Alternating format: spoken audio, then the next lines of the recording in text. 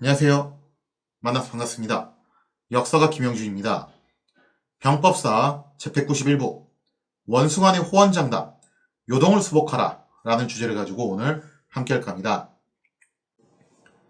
1627년 10월 명의 마지막 황제로 즉위한 승정제는 일단은 지금 명의 몰락을 막기 위해서는 가장 시급한 게 뭐라고 생각했냐면은 조정의 기강을 바로잡아야 된다. 그게 승정제의 기본적인 생각이었던 것 같아요. 그래서 이제 조정의 기강을 바로잡기 위해서 가장 큰 문제를 양산하고 있었던 위충현과 엄당 측을 전격적으로 숙청을 해버렸죠. 그야말로 숙청의 화신이라는 별명이 어울리게끔 처음에는 이들을 방심시켜요. 이들을 우대를 해주면서 협조적으로 행동하는 척 그렇게 모습을 보이다가 그야말로 정강석학처럼 싹 다 처리를 했다라는 거죠. 숭정제의 대숙청은 엄당 측이 전혀 대응을 못할 정도로 굉장히 신속하고 정확한 것이었습니다. 그리고 그 규모도 상당히 컸다는 거죠.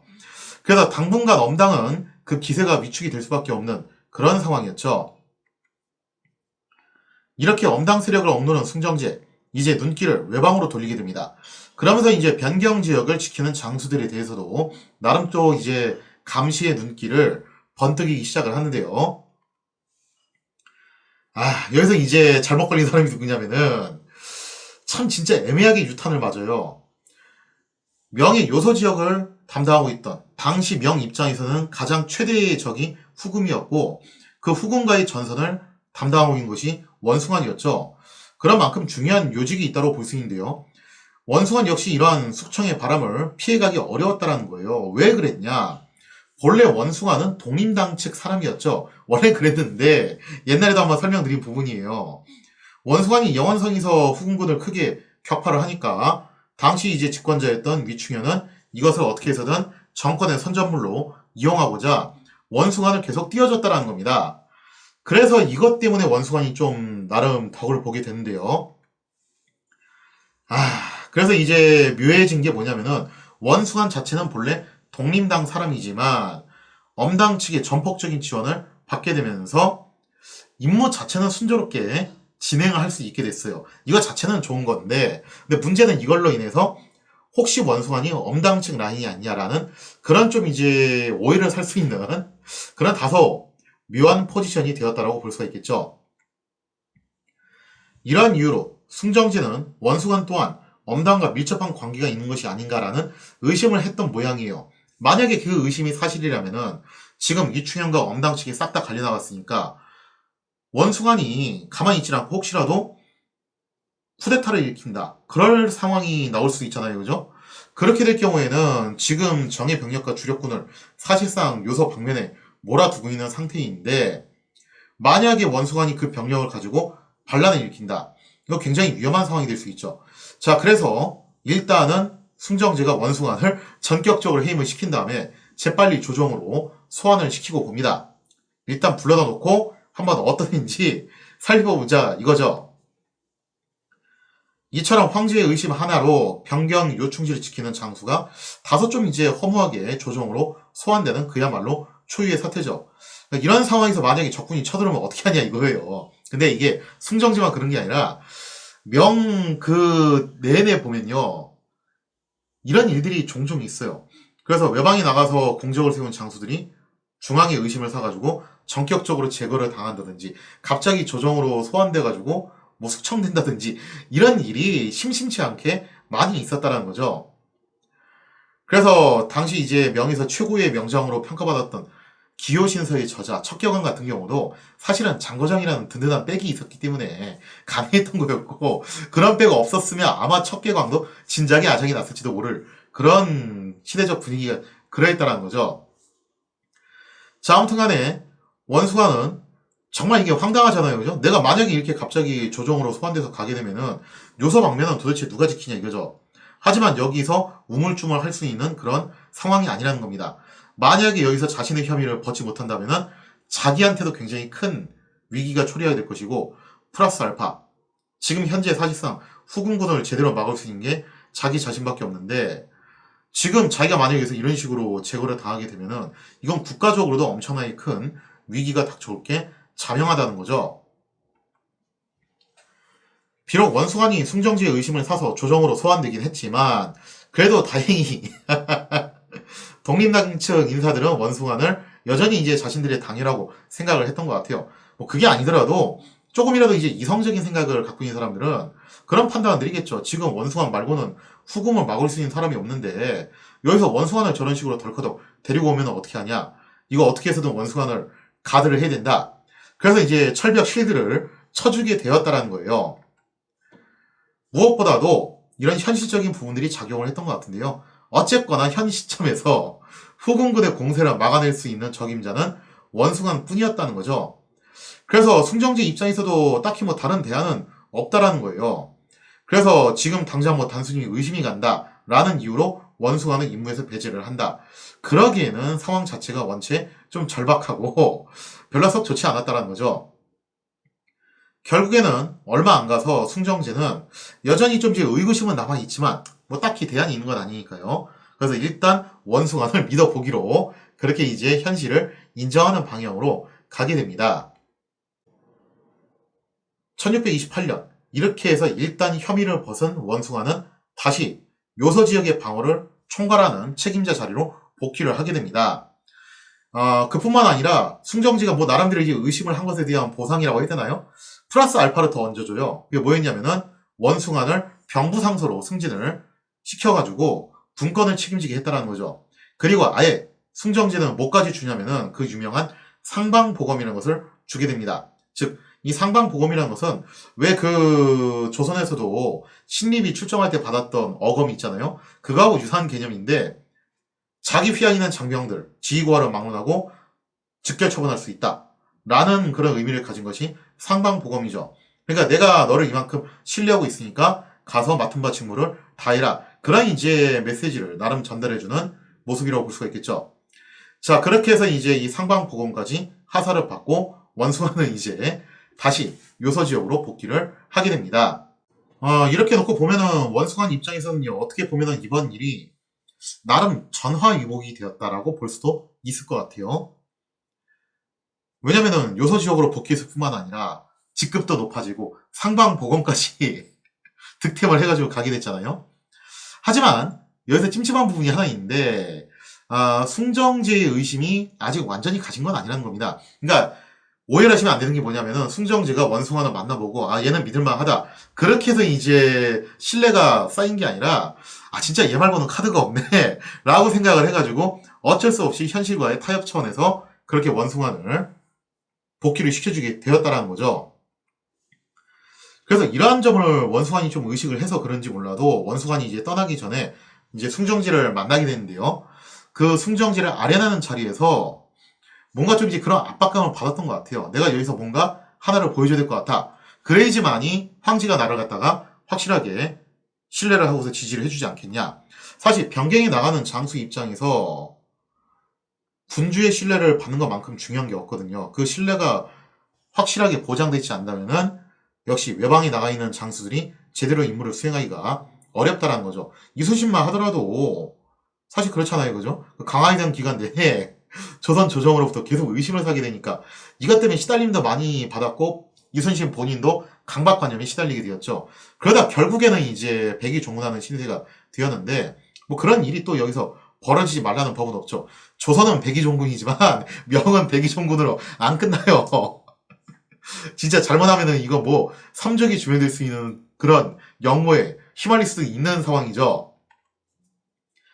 그래서 이런 압박감을 받아서 그런지 모르지만 원숭아니 여기서 굉장히 뜻밖의 말을 합니다. 원숭아니 떠나기 앞서서 숭정지한테 자신의 이제 포부, 앞으로 이제 어떤 식으로 이제 임무를 수행할 것인가에 대한 나름의 그런 플랜을 설명을 하는데 여기서 이런 말을 합니다. 제가 요서 지역으로 복귀하면은 5년 안에 후금을 무너뜨리고 요동까지 수복을 해서 갖다 바치겠습니다라는 그야말로 호언장담을 했다라는 거죠. 그러니까 평상시에 원숭아하고는 좀 이제 다른 그런 이제 상당히 좀 이제 그런 모습들을 보여주게 되는데요. 도대체 왜 원숭아는 이런 호언장담하는 발언을 하게 되었는가? 본래 이렇게 실없는 소리를 하는 사람이 아니잖아요. 허세를 부리는 유형의 인물이 아닌데 갑자기 왜 이런 모습을 보여줬냐 이거죠. 물론 원숭아의 말은 단순한 허풍은 아니었습니다. 그러니까 허세만은 아니었고 나름대로 이제 근거가 있는 이야기이긴 했어요. 그 근거가 뭐였냐면은 당시 후금은 군사적으로는 막강했죠. 그래서 명군이 됐던 조선군이 됐던 하여튼 후금군한테는 이제 한 수 적고 들어갈 수밖에 없을 정도로 후금군의 군사력은 막강했다고 볼 수 있는데요. 문제는 이 군사력을 지탱해야 되는 경제력이 여전히 그 빈곤함을 벗어나지 못한 상태였다는 겁니다. 이게 정말 치명적이에요. 오늘날의 그 북한군 같은 모습을 보면 되는데요. 핵이라는 그런 천하무적의 무기를 보유하고 있다 하더라도 경제력이 뒷받침이 안 되다 보니까 뭔가 이제 도안이면 뭐 같은 느낌이 나는 거죠. 본래 후금의 경제력은 명가의 교육을 통해서 유지하는 것이 기본이었습니다. 애초에 누르하치 자체가 명가의 교육 관련해서 거의 독점에 가까운 그런 지위를 누렸기 때문에 이렇게 급속도로 세력이 늘어나는 것이 가능했다는 거예요. 그래서 경제적인 분야에 대해서는 명예 의존도가 굉장히 높았다고 볼 수 있는데요. 하지만 누르하치가 후금을 선포하고 7대의 원한을 부르짖으면서 명과의 전쟁을 돌입하자마자 당연히 명으로부터 대대적인 경제 봉쇄를 당하게 됩니다. 오늘날 북한하고 굉장히 똑같은 신세가 된 거죠. 그래서 더 이상 명과의 교역으로 경제를 유지하기가 상당히 힘들어졌다는 거예요. 그래서 지금 북한은 뭐 이제 중국, 러시아라는 나름의 이제 카드가 있긴 한데 이때 후금은 그런 카드도 없어요. 심지어 이러한 상황을 타개해보고자 후금의 칸 누르하치가 조선을 침공하는 정묘년 전쟁이 일어났던 거죠. 그래서 정묘호란이 일어났던 여러 가지 원인 중에서 하나가 바로 이런 경제 분야에 있어서 돌파구를 마련을 해야 된다. 그래서 조선을 털어가지고 쥐어짜서 우리의 경제적 위기를 한번 모면해보자. 그렇게 이제 생각을 하고 했던 건데 이게 결과가 그다지 신통치 않았습니다. 왜냐면은 조선과의 전쟁은 후금 측의 승리라고는 하지만 이게 상당히 어정쩡한 승리였어요. 그래서 마냥 조선으로부터 진짜 어마어마한 갑질력을 발휘해서 뜯어가기도 좀 힘든 상황이었고 결국 이제 조선한테 얼마간의 조공을 받아내고 또 플러스 알파로 조선을 굴복시키고 나서 조선과의 교역로를 확보를 한다. 이게 나름대로 이제 구상이었던 것 같은데 그 교역을 통해서 이제 조선에서 필요한 물자를 얻겠다는 거죠. 하지만 여기서 중요한 문제가 있죠. 이게 뭐냐면은 조선은 명하고 다르게 상업이 그다지 활성화되어 있는 나라가 아닙니다. 그러니까 교육을 한다고 해가지고 갑자기 막 그렇게 물자를 사고 팔 수 있는 그런 나라가 아니라는 거예요. 일단 그게 문제였고 또 하나 문제가 뭐였냐면은 애초에 조선 자체가 물론 현재 후금보다는 경제적인 수준이 좀 낮긴 할 거예요. 하지만 그렇다고 해서 조선이 잘 사는 나라였냐면 그건 아니었다는 거죠. 그러니까 간신히 이제 뼈 빠지게 일해가지고 한 해 벌어서 한 해 먹고 사는 그런 이제 수준의 나라였지 잉여 생산물이 넘쳐나가지고 막 다른 나라에다 갖다 팔고 그럴 수 있는 나라는 아니라는 거예요. 더군다나 지금 모문용이라는 돈 먹는 하마, 쌀 먹는 하마죠.